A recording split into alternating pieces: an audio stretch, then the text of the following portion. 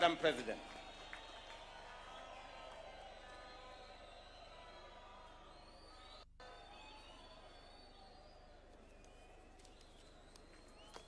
Hello, everybody. Dear Mr. President, distinguished guests, and above all, people of Kenya, I stand here before you, deeply honored by the privilege that Kenya, a proud and powerful nation of the African continent, has bestowed upon me to address the Kenyan people on behalf of the people of Slovenia. I stand before you, humbled yet proud of how warmly Slovenia has been received and of our shared desire to see the cooperation between our two countries flourish. The Kenyan people wrote a pivotal chapter in history. Madaraka Day, the day Kenya gained the freedom of self-government, marked the day Kenya finally secured the right to shape its future. An arduous journey came to an end. The days when foreign settlers drove the Kenyan population from fertile land and forced them into poorly paid labor are long gone, but they will never be forgotten. For the struggle for the independence was anything but easy, and it came at a heavy cost.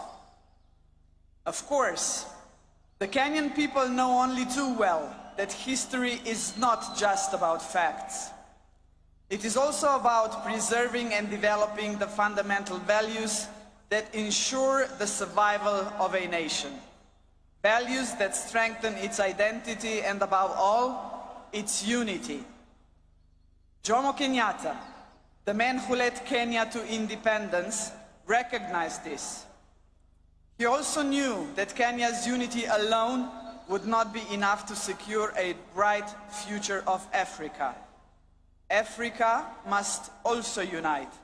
A strong Africa, ladies and gentlemen, means a strong Kenya.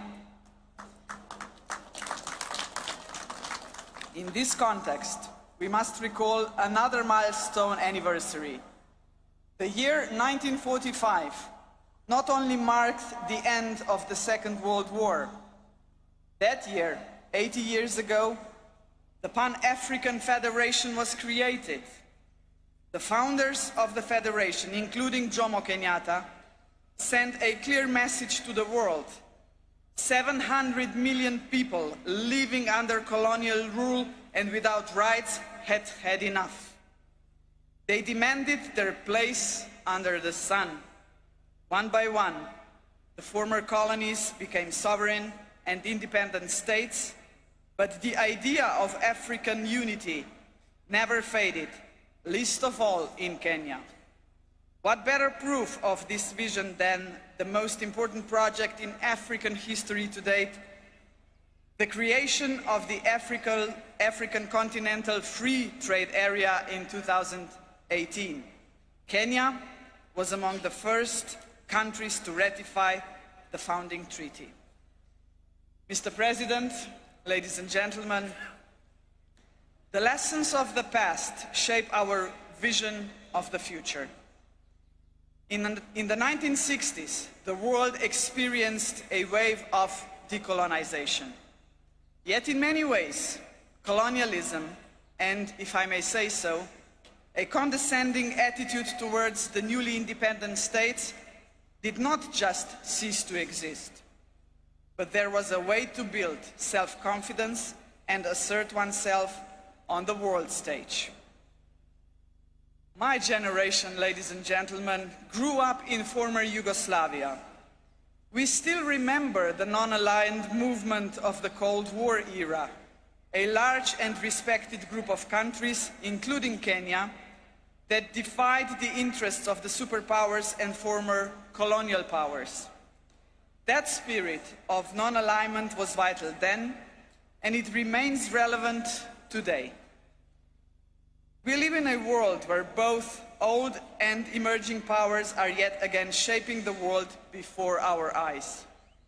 All the rest of us, the smaller countries, must not just passively observe these developments, we must ask ourselves, what about us? Are we ready to raise our voices? And Mr. President, we are ready. Both our countries are preparing for the future, and we have chosen the right path.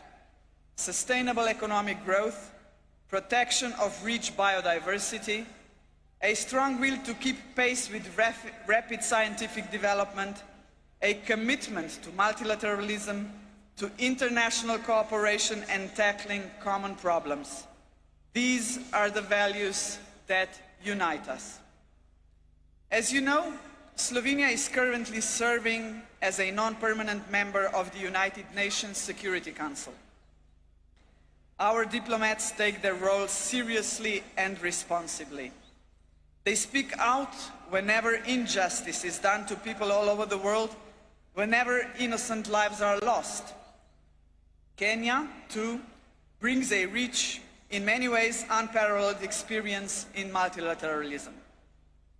The international importance of the country is reflected in the fact that several United Nations agencies are based here. Both our countries believe in multilateralism because peace, justice and prosperity should not be the privilege of some at the expense of others. We are, after all, an international community, and in a community we look out for one another. And in a community, solidarity matters. In a community, cooperation must be our goal, not selfishness. In a community, peaceful settlement of disputes, not wars, must be the norm. Only such a united community will be capable of confronting the world's most urgent challenges, such as poverty and climate change, lack of access to basic needs and social exclusion. This is why we should be proud that there are several projects in which Kenya and Slovenia are working together to support each other in tackling this kind of challenges. Dear Mr. President, dear people of Kenya, the Slovenian people celebrate Madaraka Day with you. We are a young country, but we too have our own story of struggle for independence. We celebrate with you because we are both proud and confident nations, nations that revere the past yet look firmly to the future. We must not be discouraged by the troubled world in which we live. We should look for opportunities that lead to a strong economy, scientific progress, innovation and environmental protection. Unity and determination have brought us this far. They will take us even further. As late Kenyan and African literature giant Ngugi wa Thiong'o had said in his Dreams in a Time of War, believe in yourself is more important than endless worries of what others think of you. Value yourself and others will value you. Validation is best that comes from within. Happy Madaraka Day. Asante sana.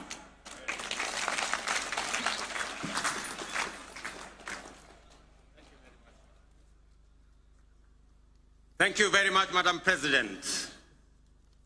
And thank you very much for that statement. Ladies and gentlemen, it gives me immense joy to be back in this county of limitless potential, Homa Bay. It has been 62 eventful years since we took this